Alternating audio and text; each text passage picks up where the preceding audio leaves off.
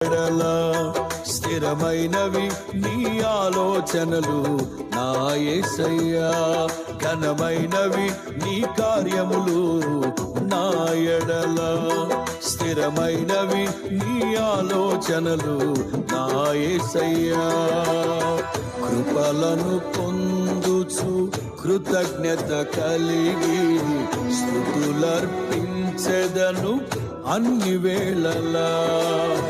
కృపలను పొందుచు కృతజ్ఞత కలిగి స్తుతులర్పించెదను అన్ని వేళలా. అనుదినము నీ అనుగ్రహమే ఆయుష్కాలము నీ వరమే. అనుదినము నీ అనుగ్రహమే ఆయుష్కాలం